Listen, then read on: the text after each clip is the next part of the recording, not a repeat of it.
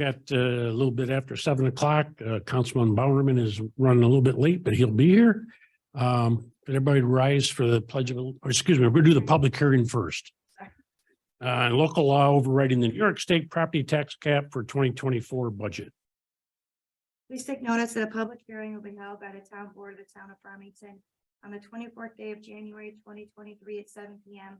at the Farmington Town Hall, 1000 County Road 8, Farmington, New York, regarding the adoption of a local law which would permit the town board to adopt the budget for the 2024 fiscal year. It requires a real property tax levy in excess of the amount otherwise prescribed in General Municipal Law, Section 3C.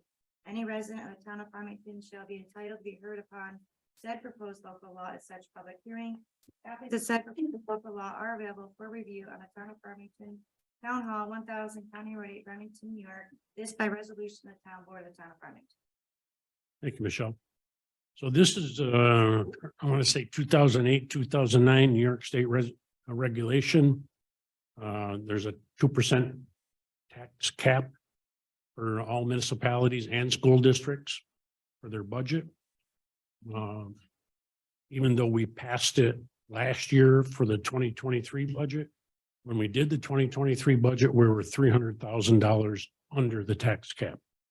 There are some years we're very close. And Ted Fafinski, the former supervisor, always said, pass this resolution no matter what, because New York State, if they figure it out different than what your formula is, and they say you're over the tax cap, they can fine you if you don't pass the resolution. So tonight there's two resolutions, one for all the general accounts within the town of Farmington, and the second resolution is for the special districts like water and sewer, lighting districts and like that. Anybody have any questions? Again, we've been town boards prior to me have been passing this every year, normally in the January, February timeframe. And it's for the 2024 budget that we won't even approve until the October, November timeframe. Anybody online have a question? Okay, I'll close the public hearing and we'll call the regular town board meeting to order, and everybody rise for pledge of allegiance. And Ron, would you lead us, please? I pledge allegiance to the flag of the United States of America and to the republic for which it stands, one nation, under God, indivisible, with liberty and justice for all.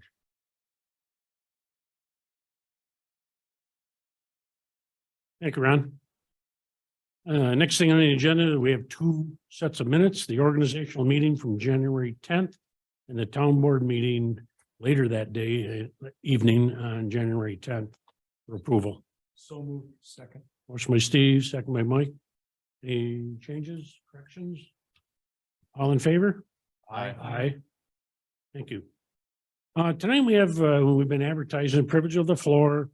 We have Donna LaPlante here, is Director of Ontario County Real Property Services, and Paul Art and Paula, who are in our assessor office, and Heather works with Donna at the county.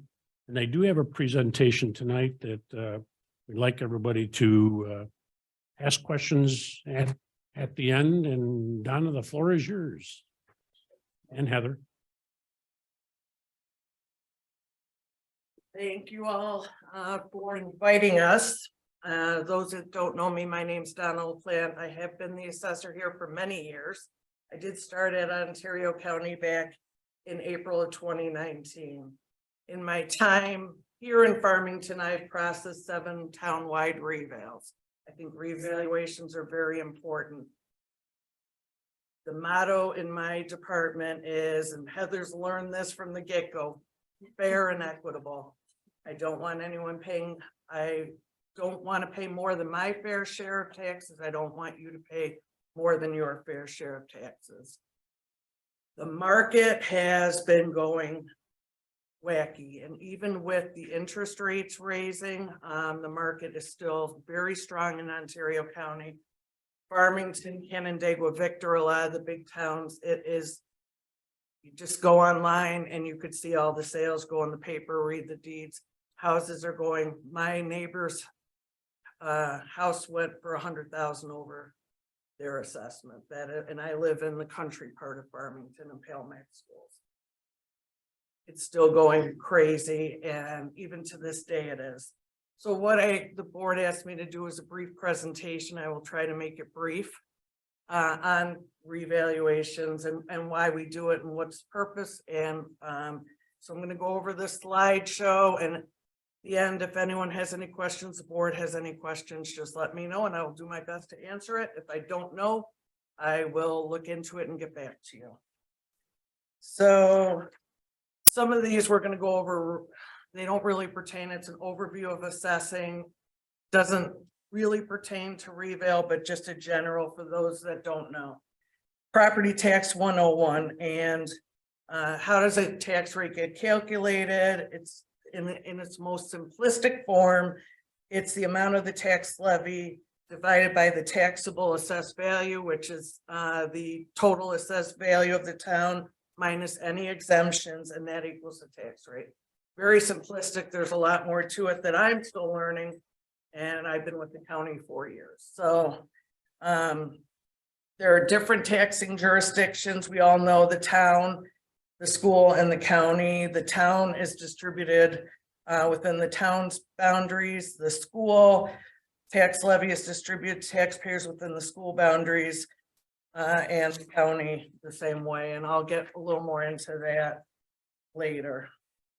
Assessments do play an integral part of the tax calculation, but the controlling factor in the taxes we pay is the levy. The assessment is something you as a property owner can really control. You can come to your school board meetings and talk about the tax, or the town board meetings, or the county board of supervisors, but something you really can control is your own assessment. So Farmington's equalization rate right now is 88%. Get too confused. So I'm going to get into why that's important later, but I've been asked what an equalization rate is. And again, these are very simplistic terms, but two houses exactly the same, sold the same day, same price, 100% equalization, 100% market value. The market value and the assessment is 100. The next page, example 1, properties are in the same town, same school district, same county, neither is an exemption. Obviously, both are going to pay the same amount of taxes. However, example 2, properties are in 2 different towns, same school district, same county. Town A, we'll just call that Victor, even though it's not at 100. Town is at 100%, Farmington's at 50. In order to ensure that both properties contribute their fair share, the property values in Victor would be equalized, and it would be double Farmington would be equalized, would be double. I have gotten a ton of calls throughout the county. Our equalization rates are a lot lower than they've been in the past. Why is that? That is because sales are strong. Assessors are having a hard time keeping up with the market. So I'm going to use an example. Right now, our county tax rate is I'm just going to say $631 per thousand. Farmington's equalization rate being 88%. If it was 100, Farmington on your county or your county town tax bill, it would say $6.31. But because Farmington is currently at 88%, it's more like $7.16 that you see on your tax bill. That's the purpose of why, people think, well, you're going to be paying more by doing this reval, and maybe you are. I'm not saying you're not, but it's just making sure that Farmington as a whole isn't paying that $7.16 or $7.50. So that is that. So why do we need that reval? And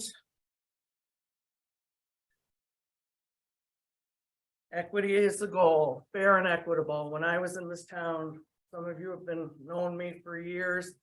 I did the revals every 2 years. This was a very strong market when I was here and analyzing the market. I think it was one of the strongest in the state. Somebody once told me when they came in, they read in a publication, it was like second fastest growing town in New York State. I don't think that's changed that much. I really think Farmington is up there. People like the Victor schools. You know, they can't afford the $7, $8, $9 million houses that a lot of Victor is. They're coming here. So you go on realtor.com. Like I said, my neighbor's a prime example. His assessment, he sold it in 2017 for 205. 2.5 years later, he got 305 and didn't do a thing to it. So that's just an example of how strong the market is, even in Palmac School part of Farmington. So in 2019, it was the last time the revale was done. It's going to be more significant increases. If you've been here this long and have seen the little increases as I did it every 2 years, we're going to see a bigger increases. We want to make sure. Losing my, sorry, I need to take this up. The goal is to maintain fair and equitable. Don't pay more or less than your fair share. So we know in 2019 it was 100. The way equalization rates are done, they're calculated at the state level. There's different, way over my head, different statistical modeling that the state does, and they figure out what the equalization rates are based on sales, assessments, etc. So that's way over my pay grade. I have no idea. They have hundreds of different formulas. So if Farmington was not going to do a revale for 2023, my guess is it would have been in the high 70s, 78, 79. The county, the school tax rate would have been crazy. The county tax rate would have been crazy because you're so much lower. So people think revales are a bad thing. They really, truly are a good thing. So what's happened since 2019? I talked about the increase in interest rates. This has knocked some people out, you know, some of the younger generation just starting out. They may not be able to afford it, but the people that can buy a house, there's tons of bidding wars still out there. If a house goes on the market for $250, there's still bidding wars out there. $325 is not uncommon. So that hasn't changed since COVID. Everyone thinks COVID market was what drew it. It's still going strong, at least in this county. I don't know how it is throughout the state, but I do still follow the sales in this town and in every town in the county, and even the little towns of Bristol and Gorham, they're in the same boat, just on a smaller scale. Not all properties appreciate or depreciate the same way, and this really holds true even within the town. Back in the 70s, and as we know from Farmbrook, splits and raised ranches is most of Farmbrook. That was the common style. Those were the hot houses. They were selling for more than a colonial or ranch. Well, times have changed. Now it's primarily a lot of ranches, and colonials are the hot, whereas raised ranches and splits are still pretty strong, but nowhere near the amount or the strength of a colonial or a ranch. So even within the town, you need equity. If you live in a neighborhood that's growing, well, I'll just use Farmbrook and Doe Haven, and this is for sure, this is just an example, but if Farmbrook's increasing significantly and Doe Haven sales, or no, let's go Doe Haven, say more. Doe Haven sales are increasing significantly, but Farmbrook sales aren't going as much. There's not even equity within the town. Goal is no more, no less than your fair share, fair and equitable. So there's something called trending. With what's trending, we could take, well, Farmington's at 88. Why don't we just go in and raise everybody 13%? Get it to 101, bring it back down for informals. If you did that, that case scenario I just talked about within the two different neighborhoods would not be equitable, because some neighborhoods, some house styles, you really got to look at each property within the town. So it's not just fair and equitable countywide, it's fair and equitable within the town. So location, as I talked about, people like the Victor, the Canandaigua schools, or they like the country part where I live. Location, this is a great location. You know, it takes 15 minutes to get to downtown, or by the lake, that's beautiful. This is a very desirable place to live. Some people like Lakeview or close to the city. Ranch style homes are definitely popular right now.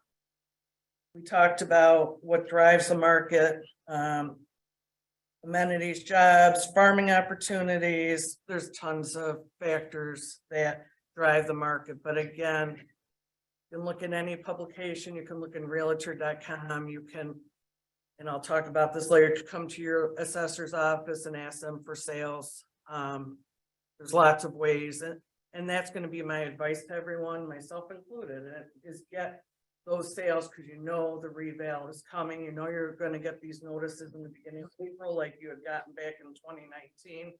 Start preparing now, because maybe the assessor's value isn't correct, or, you know, for whatever reason, start doing your homework. That's my advice. If we talked about, if you go a long period of time, the equity is no longer there, and that holds true even within the town, depending on the house style. That is why Farmington is Paul is completing the 2023 reval. Heather, which I forgot to introduce you, my apologies, is my data collector. She is assisting Paul in going around and looking at houses and collecting all the data. Ultimately, Paul will be the one making the decision. She's just assisting in the data collection piece. And that's Heather Robson. How is market value determined? The assessor does not set market value. The assessor just interprets the market based on arm's length sales. Market trends are then, I don't like that one. So we don't really trend, so we can kind of just, trending is what I talked about, going up to 12%, but what he sees in the market is what should be applied to the entire town, not by trending. That's just a bad word, but go over that. What I talked about a couple minutes ago. Do you know what your market value is? Get a reasonable idea. I know what my market value is. I know kind of the houses that sold around me. I know right where I should be. If I'm not there, when I get my assessment change on this, I'm going to come in and talk to the assessor and say, based on sales, and that's the way you prove it. I've told people this when I was the assessor. I'm going to give you all the sales I could have chosen to assess your house. Here's the 3 I did choose. You tell me why those sales are not valid. New York State real property tax law, right or wrong, says the assessor's value is always presumed correct. He's always presumed correct. He could put $5 million on my house, and that's presumed correct. It's you as a taxpayer's job to prove it wrong, and the way I want you to think of doing that is looking at all the sales in your neighborhood, even in the country area, the Fox Road, the Sheldon, the County Road, even out here in County Road 8.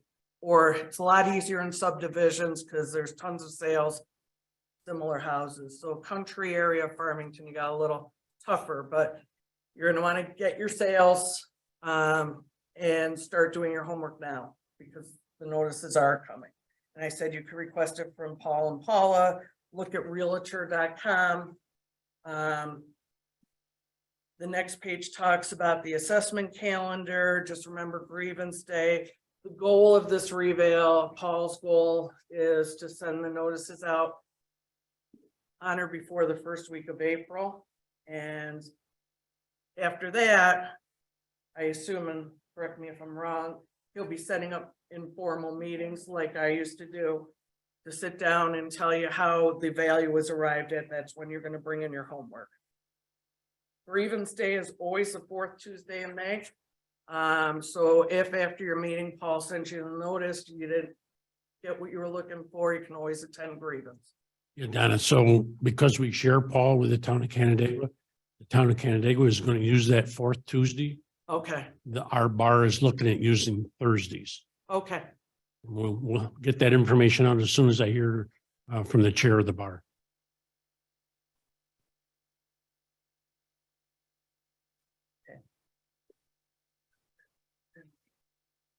okay, so now, just a few brief, I'm trying to keep this as brief as possible and talk as fast as possible. Taxable status date is March 1st, that's the date your exemptions are due.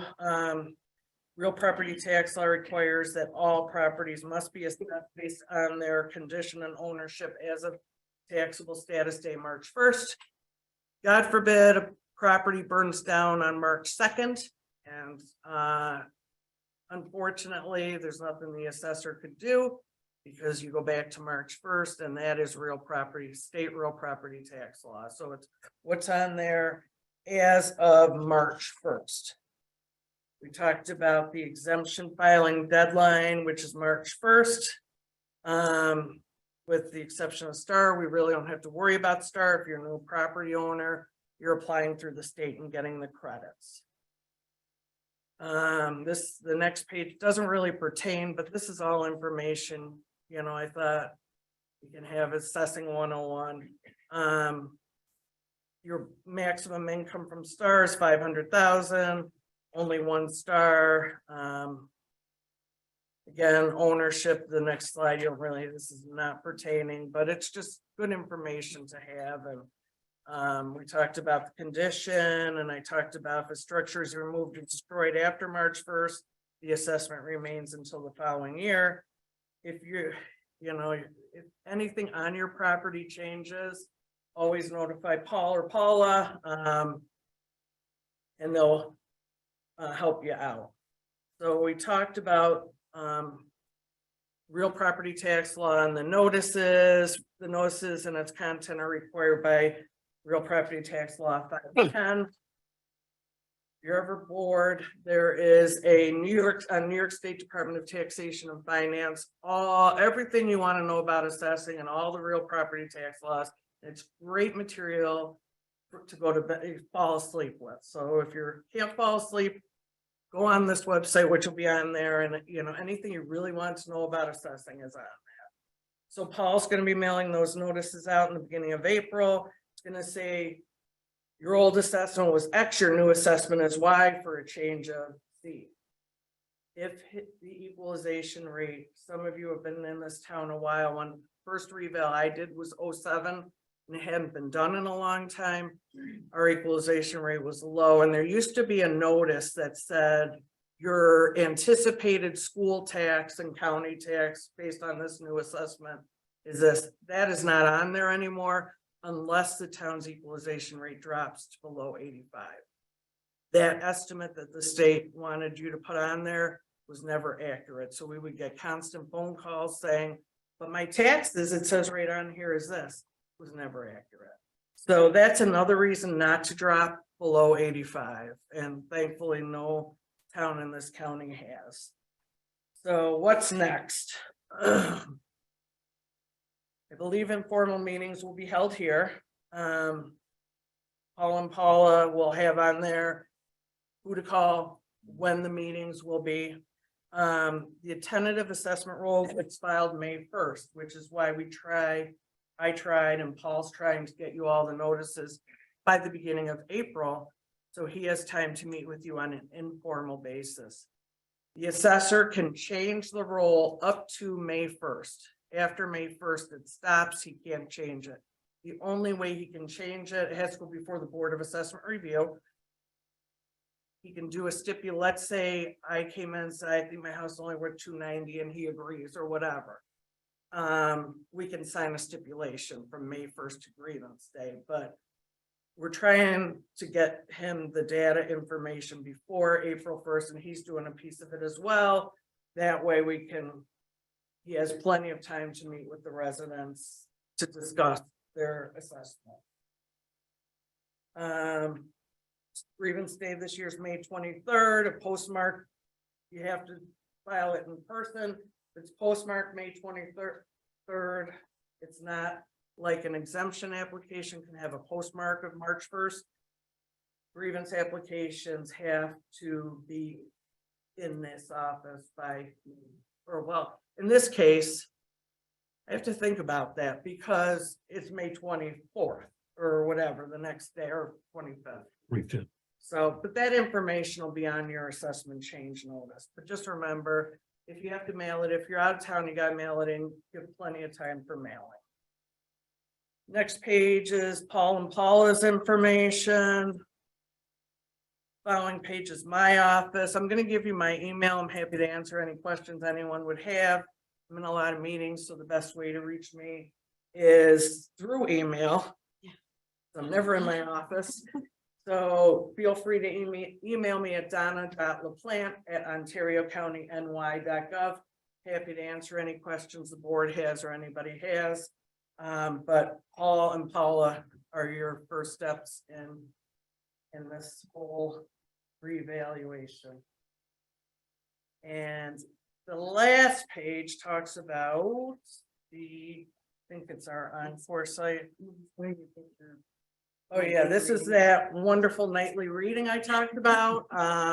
It also talks about equalization rates, fair and equitable assessment, lots of different information. We do have, I thought we had something on here.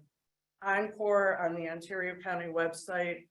Mind you, it doesn't get updated, it only gets updated twice a year with final roll and when we get backups from the assessor. But it has lots of information. It's got pictometry, it's got a whole bunch of stuff, it's got tax bills on there, so there's a lot of information that's on. That's all I had. If anyone has any questions for me or Paul or Paula, I don't know, feel free. Yeah, first, anybody in the room have any questions? Going once, going twice. Anybody online with a question?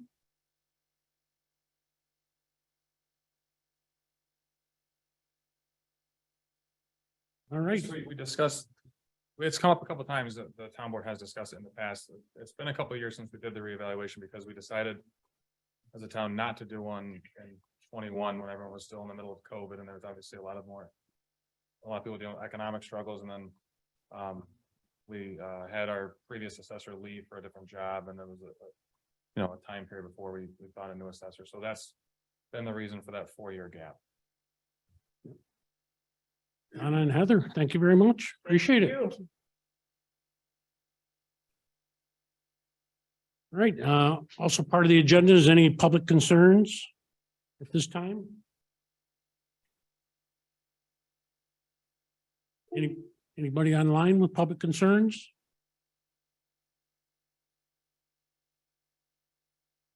Okay, reports of standing committee, Public Works. Yeah, Public Works met this morning right in this room at 7:30. I'll start with water and sewer. I'm not going to go through everything. I'm just going to kind of highlight some of the new ones. Digester 1 is being filled up with water and tests for leaks. All the pumps have been put back in and installed.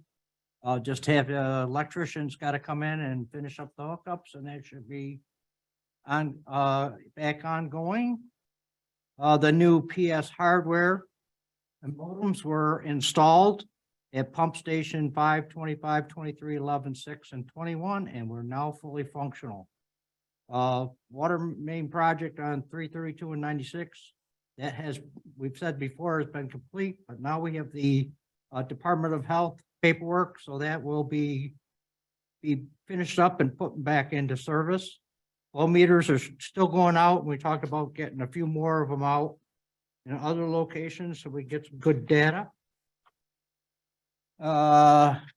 We're working on the software mitigation from the BAS to Multilink, and that should start on January 31st. They're also working on their inventory for parts for the water supplies, so we can put out next year or this year's bid request coming up. That's pretty much the bulk of, what I have water and sewer. As far as highway and parks, they have ongoing maintenance. They worked on doing the finish up work on the log jam at Mud Creek. They've been cutting trees around town. They're salting roads.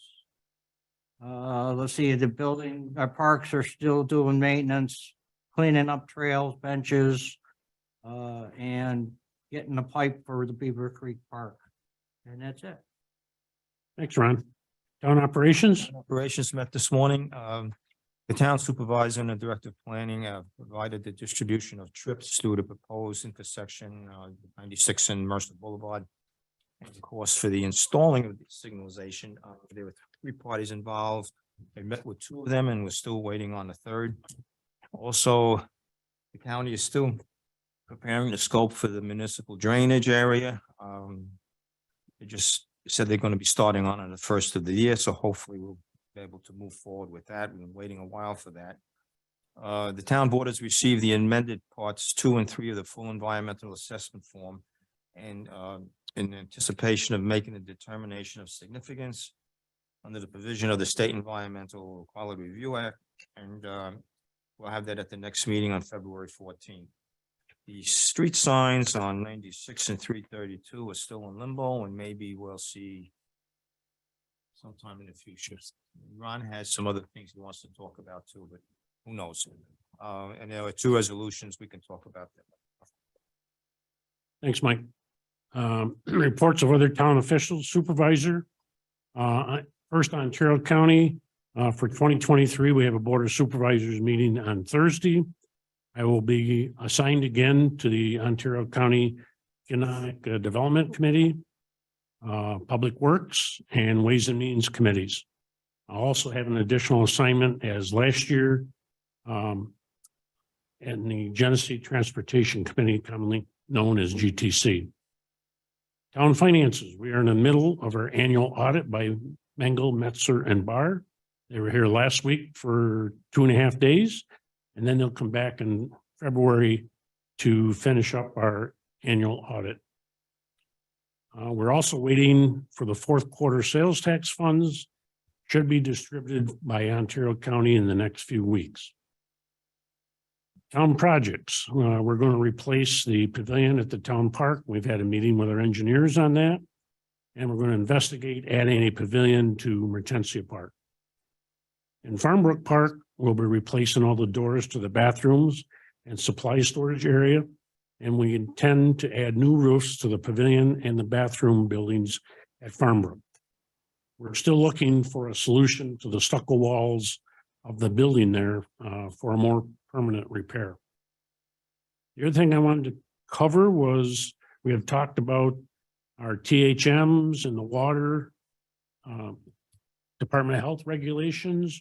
And I told you we're going to do a joint letter from the municipalities that purchased water from the city of Canandaigua. I hand carried that last Friday to the John Goodwin, the Canandaigua city manager. That letter is 2 pages. It's signed by the supervisor of town of Canandaigua, supervisor of town of Manchester, the mayor, village of Manchester, supervisor of town of Hopewell, and Wayne County Water and Sewer Authority, the executive director, and myself from the town of Farmington. So that's basically on file now at the city. They'll obviously look at that. We've asked them to give us some future plans on the improvements of the way they process water that they get from Canandaigua Lake. And what's happening is it comes to Farmington and other communities. It's in a high THM level, very, very close to what the Department of Health requirements are. So there are things that the city of Canandaigua is looking at, probably going to engineer it in 24, 23, and make some improvements in 24 to lower the THMs before they get to us. In the meantime, we're still flushing water out of the system to keep it moving and lower the THMs. When we build the Brickyard Road water tank, That'll have a circulation system within it to keep the THMs lower. And that's all I have. Highway and Parks. Not much more to add from what Ron reported. There's one thing I did forget to mention was that Precision Trenchless was out last week and did the relining of the pipes on Herndon Road, 2 of them that were scheduled to be done last fall. But for some reason they weren't able to get there, so we encumbered the money for this year, so those 2 pipes are done. They're still waiting on the liner for Rushmore Road. That'll be the last pipe to be done. We've been going to this lining of these culvert pipes because some of these pipes are so far down in the ground that take quite a bit of excavation to, repair them, and this is a much quicker and less invasive way of doing it. So those 2 are done. And it keeps the humps out of the road. And it keeps the humps out of the road, for sure. That it? That's about all I got. Thank you. Town Clerk. Well, we're still very busy with tax collection and water and sewer bills, so winding down, a week left for tax collection without penalty, so, and we got our first big bank in today, so we've been extremely busy today with that one. That's it. I saw you were pretty busy. Water and sewer, Dave? Yes, I do have one update. I just found out that the Pump Station 7 project on East Victor and Route 96 has changed slightly.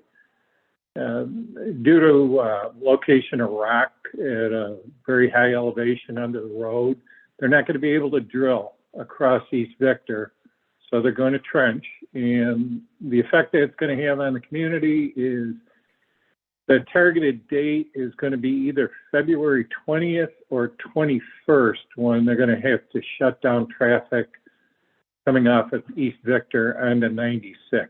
And I believe that's a week where the kids are off of school. So that seems to be the most appropriate time to do that.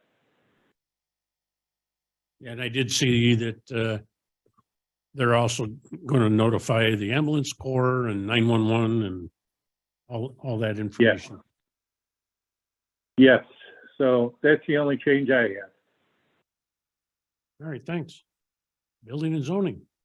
Yeah, Yeah, it's that time of the year again that we figure out the reports that we have to send to the state, so we've been diligently put together our numbers to send to the state. We've also been reviewing the site design and development criteria with the other department heads and trying to make updates to that before we get back into the construction season. So very busy taking care of some of that stuff that we deal with in the winter. And since not much of the lake stuff out there, people are still building on a regular basis. So I'm also going to cover the planning board since Ed is sick tonight. Their next meeting, they're reviewing the electric car corner final site plans. They are also still reviewing the power incentive zoning IZ for the LI district. Give a recommendation back to this board on the 14th. very good. That's all I got. Ron, Director of Planning and Development.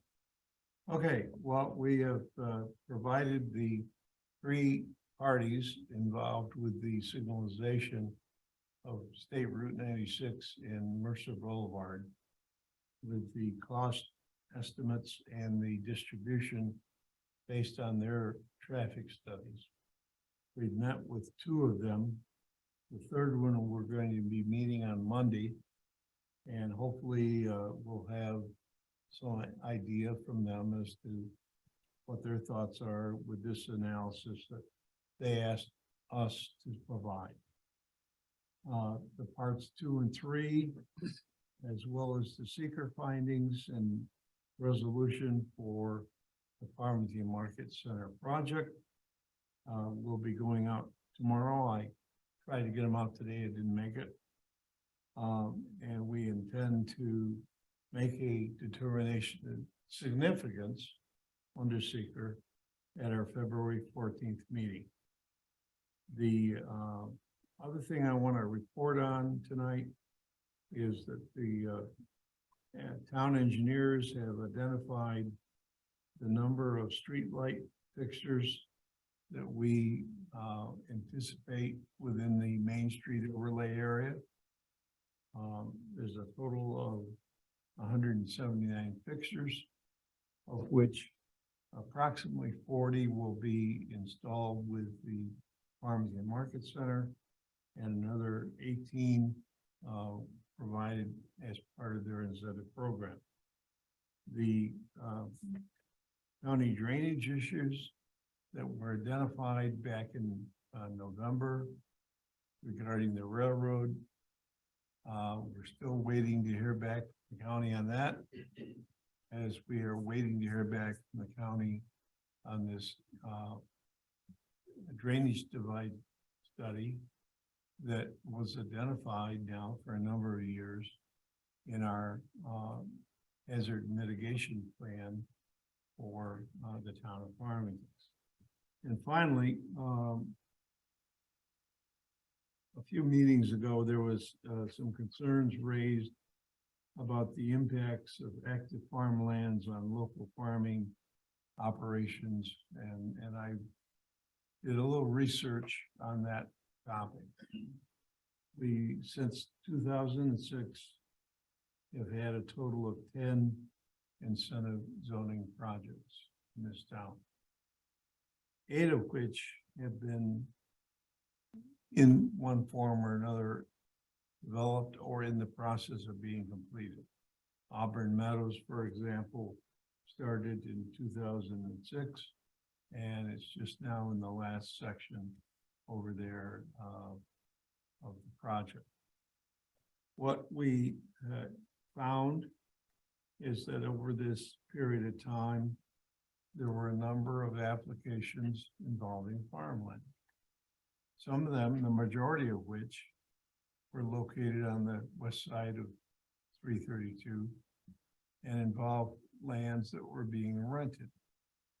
The only farmland over there that was owned by a farmer was one for Auburn Meadows, which was owned by a farmer in the town of Victor. I might like to point out that at no time during these past 15, 20 years, the remaining lands over there were never actively farmed. The farmer no longer is with us, and the incentive zoning project is nearing completion.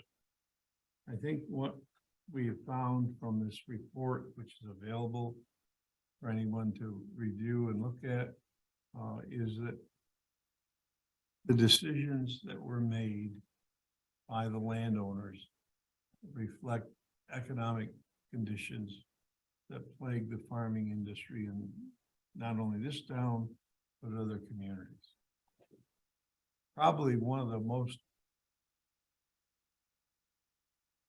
largest impacts resulted from the sale of the Oppenhausen farm up there on Sheldon Road a number of years ago.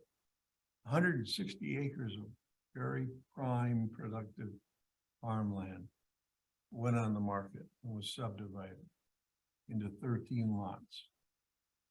Those lots today, for the most part, are vacant. The lands around the houses are mowed, but the balance of the lands are not being actively farmed. And that is one of the things that the Ag Advisory Committee expressed real concerns about. And it's something that we will be addressing hopefully this year with coming up with some kind of additional regulations to protect agricultural lands. But the report goes on further to point out that there's a number of decisions that have been made that the town has no control over. Those decisions started way back in the 50s with the construction of the thruway and dividing the farmland and the drainage into different areas. It continues with such incentives that the state is promoting while at the same time saying that they're protecting farmland with the incentives for wind farms, with the incentives for solar farms, and with the incentives that are out there today for trying to maintain the equity for farming in this community, which is totally dependent upon market conditions well beyond the control of the town of Farmington. So to say that the town of Farmington is contributing to the loss of farmland, I think is unjust and unfair. And that report is available for the public to review. Thank you. Thank you, Ron. We already heard from the assessor tonight on the recreation side. Just want to mention that we're waiting on comments from the Recreation Advisory Board and our recreation director, because we're looking for growth in the Grove Park. We're looking for some improvements there to increase parking spaces, and we're going to work with the Victor Little League to improve one of the two ball fields there. Communications are on file. Reports and minutes are on file. And resolutions. Oh, Bill, I forgot you. Come on. It's off the hook. You have nothing, right? Defer. That's right. That's right. No, I'm nothing sorry. major. Year-end reports we're working on for the town, CMA and sewer pretreatment. And obviously preparing for 2023 water projects. We have 3 or 4 projects coming up. And working on Pine and Brownsville intersection improvements. We'll be getting it out to bid. I apologize. No problem. First resolution is authorizing adoption of the town board and town of Farmington, local law number 1.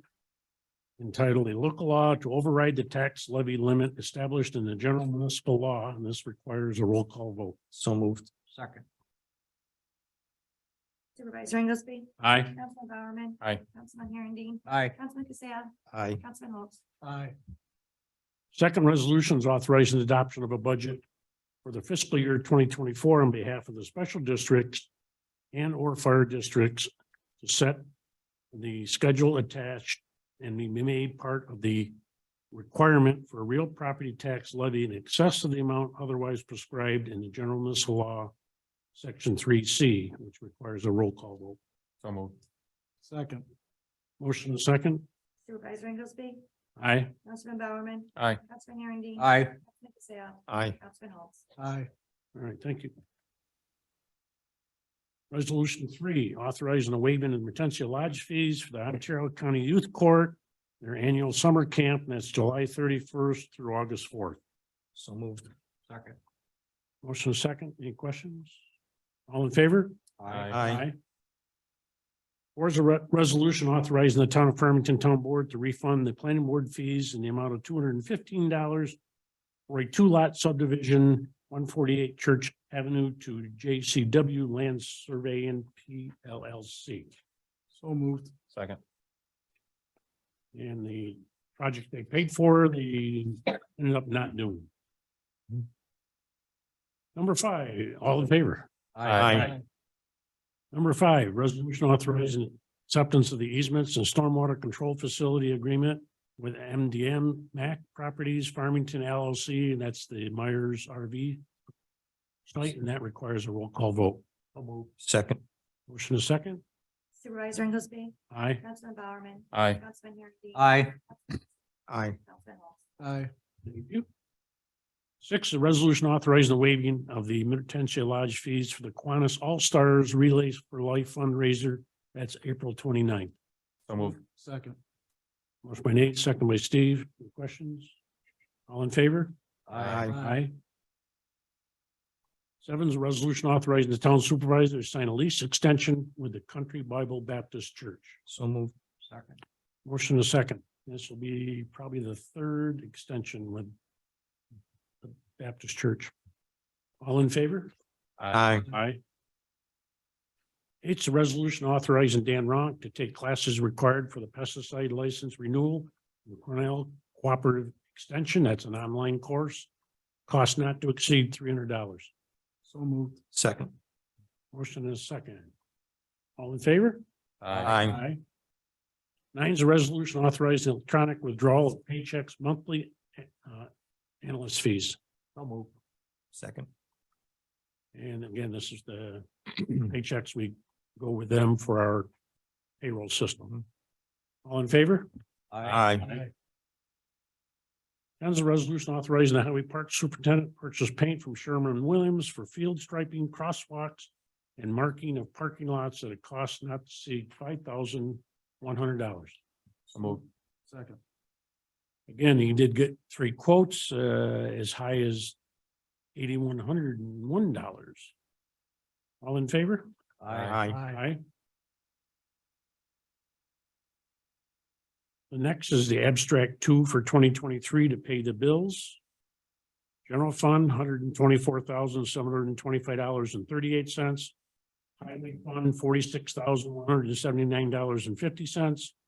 Beaver Creek Park, $89.99. Sidewalk capital project, $2,722. North Road capital project, $8,400. Town park improvements, $2,058. Water tank repair, $2,918.15. Storm drainage, $1,629.73. Lighting district, $1,934.50. Sewer district, $58,712.29. Water district, $46,647.10. Payroll deductions, $13,430.31. For a total abstract, $313,446.95. Can I have a motion, please? So second. Motion is second. Any abstentions? Yeah, I've got to abstain on 23-91. 23-91.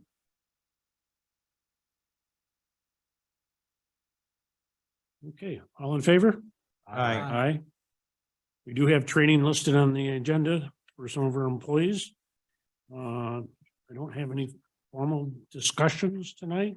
I will ask anybody in the room have any other comments or questions? We do have to go into executive session tonight. Anybody online? With a question, comment?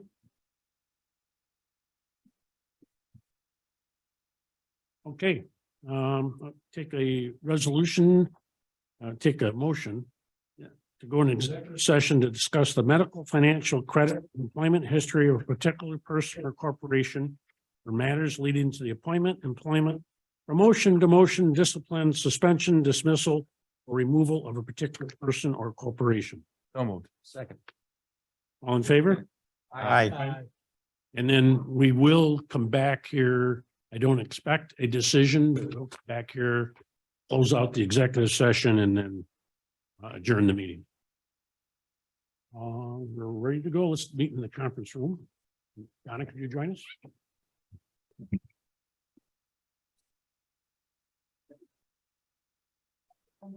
Thank you, everybody. We'll be back. I'm going to shut off the volume here until we come back. All the land.